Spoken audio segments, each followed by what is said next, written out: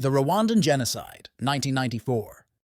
The Rwandan Genocide, one of the most horrifying and tragic events of the 20th century, saw an estimated 800,000 Tutsi men, women and children, along with moderate Hutu, murdered in a span of just 100 days between April and July 1994. Driven by deep-rooted ethnic divisions and political instability, this massacre stands as a devastating reminder of the consequences of hatred, propaganda, and international neglect. Understanding the history and causes of this genocide equips us with vital lessons to confront violence and promote reconciliation in today's world. For students seeking to explore the causes and aftermath of this tragedy, the story reveals both the destructive force of division and the resilience that can follow immense suffering. Rwanda's ethnic division traces back to the colonial era when Germany and later Belgium ruled the region. Rwanda's population was classified into three ethnic groups: Hutu, Tutsi, and TWA, labels that were initially fluid and based on socio-economic factors. However, colonial rulers institutionalized these distinctions by issuing ethnic identity cards. The Belgians favored the Tutsi minority, often appointing them to administrative and leadership roles, which fostered resentment among the Hutu majority. This colonial anthropological categorization sowed seeds of mistrust and division as Hutu communities grew to view the Tutsi as collaborators with foreign oppressors. When Rwanda gained independence in 1962, power shifted dramatically. The Hutu majority took control of the government, effectively reversing the colonial power dynamic. This created renewed ethnic tensions, with policies of discrimination targeting the Tutsi population, often branding them as outsiders.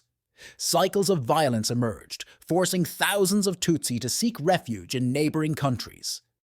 In 1990, the Rwandan Patriotic Front, RPF, composed predominantly of Tutsi exiles, launched a military offensive to challenge the Hutu-led government. Though a ceasefire was negotiated in 1993, tensions remained high. Hate-filled propaganda from Hutu extremists exacerbated fears, laying the groundwork for the genocide. On April 6, 1994, the plane carrying Rwandan President Juvenal Habyarimana and Burundian President Cyprien Ntaryamira was shot down near Kigali, killing all on board. This moment triggered chaos. While the perpetrators remain undiscovered, extremist Hutu leaders quickly weaponized the assassination, accusing the Tutsi population and rallying militias to launch the genocide. Hutu extremists, including high-ranking officials, mobilized swiftly. The militias, Interahamwe and Impuzamugambi, along with government troops, executed coordinated attacks. At the same time, radio stations like Radio Télévision Libre des Mille Collines broadcast inflammatory messages, urging Hutu civilians to kill their Tutsi neighbors. These messages framed the elimination of the Tutsi as a necessary act of self-defense. Violence erupted immediately, with heartbreaking speed and ferocity. Hutu civilians armed with machetes, clubs and guns turned against their neighbors. Everyday citizens were transformed into perpetrators of mass violence, illustrating how deep-rooted fear and hatred had taken hold. Homes were destroyed, families were torn apart, and lives were lost. Tutsi men, women, and children became the genocide's primary targets. Desperation drove many to seek refuge in churches, schools, and hospitals, yet these places tragically became targets of mass killings. Hutu moderates, including those who opposed the genocide or sheltered Tutsi, were not spared either. Despite the scale and visibility of the atrocities, the international community largely failed to intervene. The United Nations, already present with peacekeepers in Rwanda, significantly reduced its forces instead of acting decisively. Key global powers avoided labeling the situation as genocide, as doing so would have obligated intervention under international law. This inaction remains one of the most criticized aspects of global leadership in modern history. In response to the escalating violence, the RPF under Paul Kagame, launched a military offensive against the Hutu-led government and its militias. By mid-July 1994, the RPF had seized control of the capital, Kigali, thereby ending the genocide. Their victory, however, did not come without consequences, as it also triggered mass displacement among Hutu civilians. After the genocide, fear of reprisals drove approximately 2 million Hutu into exile, primarily to Zaire, now the Democratic Republic of Congo. These refugee camps faced outbreaks of cholera and further violence as tensions spilled across borders. Some of the displaced included those responsible for the genocide, complicating efforts to achieve justice. The end of the genocide marked the beginning of Rwanda's slow journey to recovery. Under the leadership of the RPF, the government abolished ethnic identity cards and shifted public discourse toward unity and national identity. Paul Kagame, who later became president, played a central role in steering these reforms, prioritizing economic development, gender equity, and education.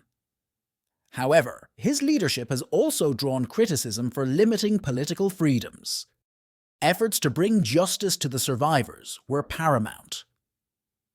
The International Criminal Tribunal for Rwanda, ICTR, established by the United Nations, prosecuted the organizers of the genocide. Locally, Gakaka courts, a traditional justice system, were utilized to try lower-level perpetrators. These courts also played a critical role in fostering reconciliation within communities. The genocide devastated Rwanda's social fabric, with both survivors and perpetrators facing deep psychological scars.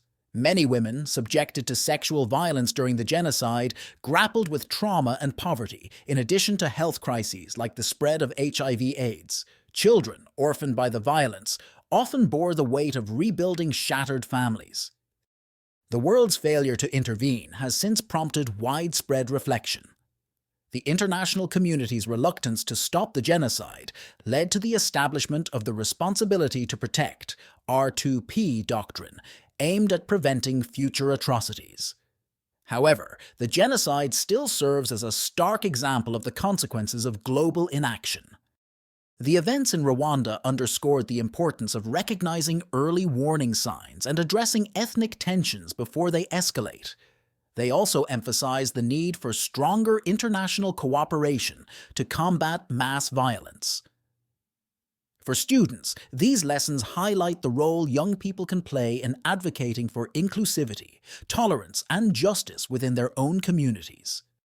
Today, Rwanda stands as a symbol of resilience. Its incredible recovery has been marked by significant achievements in economic growth, healthcare, technology, and education.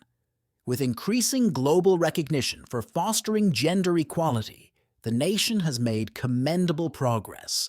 However, critiques of Kagame's leadership reveal an ongoing debate around democracy and governance. Remembrance remains central to Rwanda's healing process. Every year, Rwandans observe a 100-day mourning period starting on April 7th. Efforts like the Kigali Genocide Memorial preserve the memory of those lives lost while teaching future generations about the dangers of hatred and division. Educating young people on the genocide ensures that its stories are never forgotten and its lessons are deeply ingrained in global consciousness.